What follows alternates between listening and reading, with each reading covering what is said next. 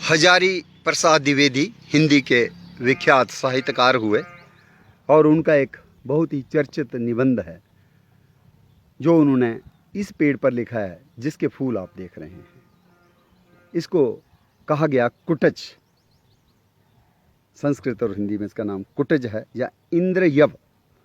ध्यान से अगर देखेंगे तो इसके बीज जो हैं वो बिल्कुल यव की तरह, जौ की तरह दिखते हैं। हालांकि इनके बीजों के ऊपर एक बालों का गुच्छा रहता है, सिल्की हेयर टफ्ट रहता है। उसके कारण ये यव से अलग पहचान तो बना लेते हैं, लेकिन वो बाल जो हैं वो जल्दी ही छूट जाते हैं, बीज से अलग हो जाते हैं। इसलिए बीज जो है बिल्कुल यव की तरह, जौ की तरह दिखते हैं। और जौ जो है यज्ञ में बहुत ही इम्पॉर्टेंट सीरियल है और इसलिए इसको कहा गया ये यव जो है इंद्रलोक का है, इंद्र का माना गया, तो इसलिए इसका नाम है इंद्रयव। इसके बीजों को कहा जाता है, लेकिन ऐसे इसका नाम है कुटज।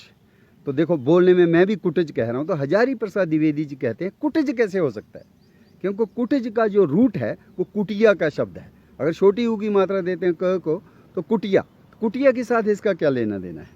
ये तो पहाड़ों के कूटों में होता है। जैसे त्रिकुटा पहाड़, 3 चोटियों वाली पहाड़ी त्रिकुटा का कहलाई जाती है, इसलिए इसका निवास स्थान तो हिमालय की तलहटी में पहाड़ियों की चोटियां हैं, तो इसलिए इसका नाम कूटज होना चाहिए, ना कि कुटज।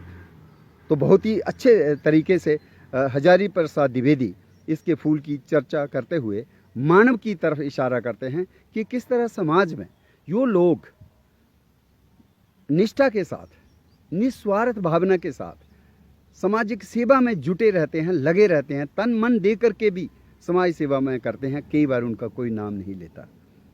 उसी तरह से कुटज, ये जो एक पेड़ है, ये तो ऐसे ही हमारे कंडी क्षेत्र में है और कभी मुझे नहीं लगता, और हजारी प्रसाद द्विवेदी जी भी यही कहते हैं कि लोग इसको कभी उस नज़र से नहीं देखते हैं कि जिस नज़र से ये एक अपना जो है आदर भाव से, एक तो उस मौसम में ये फूल विकसित करता है जब दूर दूर तक पानी नहीं मिलता, दूर दूर तक फूल ख़त्म हो गए होते हैं। ठीक है, माना इसी मौसम में अमलतास और करंगल के फूल तो होते हैं, लेकिन उसको तो सारे ही देखते हैं और उसकी प्रशंसा भी करते हैं। लेकिन ये कुटज जो है, जिसको डोगरी भाषा में कहा गया कोगड़, ये कोगड़ के फूल, इसको हमने कभी इतना सराहा नहीं। लेकिन आयुर्वेद में इंद्रयव चर्चित एक घटक है दवाइयों का, तो इसके बीजों का काढ़ा बाकायदा दिया जाता है इम्पोर्टेंसी में, पाइल्स में और ब्लड रोगों को ठीक करने के लिए। स्त्री लोगों के लिए बेहतरीन रामबाण दवाई इसके बीजों से बनती है।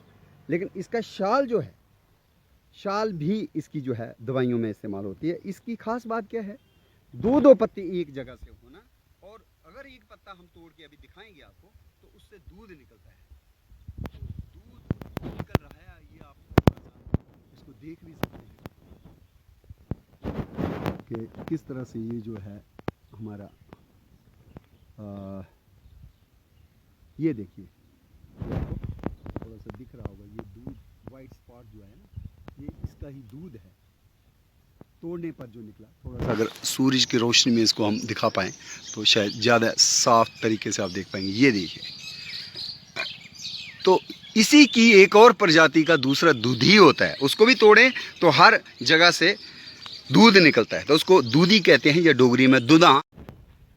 कुटज, कोगड़, ivory tree, Easter tree, anti dysentery rose bay फूल खिल चुके हैं।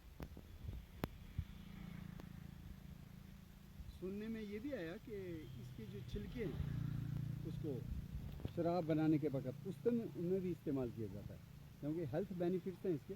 किसी न किसी तरह से ये हमारे शरीर में जाना चाहिए। और जो दूधी है, जिसको हम राइटिया आर्बोरिया या राइटिया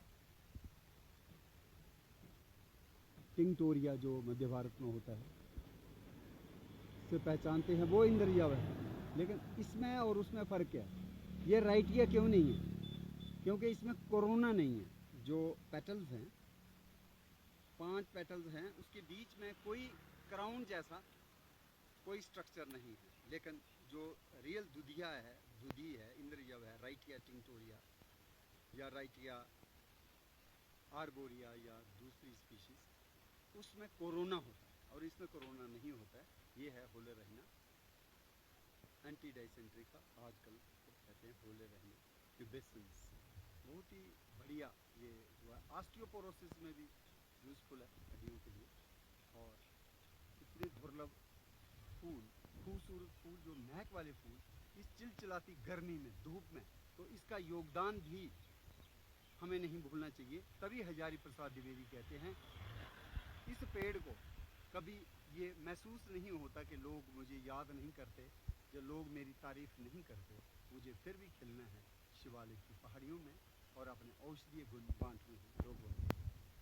ये ट्री जो है मिडिल साइज ट्री होता है ये, और आयुर्वेद में इंद्रयव नाम से काफ़ी ज़्यादा ये इस्तेमाल होने वाला मेडिसिनल ट्री